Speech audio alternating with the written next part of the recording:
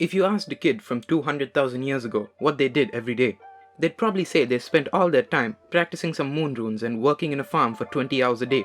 But ever since then, everyone has been spending their entire childhood sitting in a room for 8 hours while some guy goes on about mitochondria. Whether it's a private school or public, whether you did well or you spent all your time drawing, most people on earth have gone to school, including you. I hope.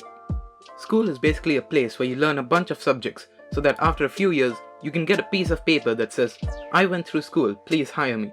Except there's millions of others who also want to get hired. When you're a kid, you barely know how to function as a human, much less what you want to do when you grow up. So schools decide that everyone's just gonna learn every single subject whether they wanted to or not. So by the time you actually decide what you're gonna do, you'll hopefully know the basics. When you start off, you spend your whole day playing with blocks and trying not to fall asleep. After a few years, it's exactly the same, except instead of blocks, it's advanced trigonometry. For the first 12 years, you basically have no freedom and have to learn whatever the school wants you to. After that, you get to choose whatever you want to do for a degree. But it doesn't really matter, because you won't get the job you want anyway. The whole concept of school was started by some guy from this part of the world who probably told kids to get off his lawn. He thought kids those days were having a bit too much fun working in the farms. So he decided the best thing to do was to put them in a room and teach them how to calculate the mass of the earth with only a ruler. At first, only the kids of rich people and royals went to school, because everyone knows that poor people don't need school, right? But after some time, people realized, hey, maybe these poor people also deserve some basic human rights.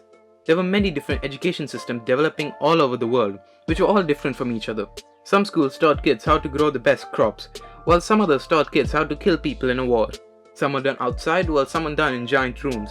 Eventually, after a while, most schools around the world started doing the good old sit in a room and listen system, due to a certain country doing some stuff in the 1800s. And that's what we have right now. Now there's many different types of schooling right now. Every country has its own school system, but they're pretty much all the same, with very small differences. Different colleges offer a variety of courses, some useful and some you'll probably regret paying for. There's also homeschooling, which is just as hard as regular school, except you can't fake being sick and you have no friends. Instead of you going to a school, a teacher comes to your house or you just get taught by your parents, which can either go really well or really bad. You also got schools that only teach a certain thing, like music schools or art schools. These are also as hard as regular schools, but your parents will probably just ask you to get a real job instead. So why do people even go to school? Well, in some places it's legally required, so that might be a possible reason.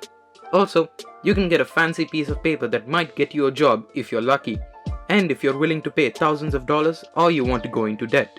You also learn great life skills that you can use every day in your life, like when you go shopping and you need to find the hypotenuse of your bread. To be fair, school does teach us some important things like vaccines and the shape of the earth, but there's always some people who miss those classes. So yeah, I guess the moral of this video is, don't do drugs, eat your vegetables and stay in school, unless you want to be a disappointment, or even worse, a YouTuber.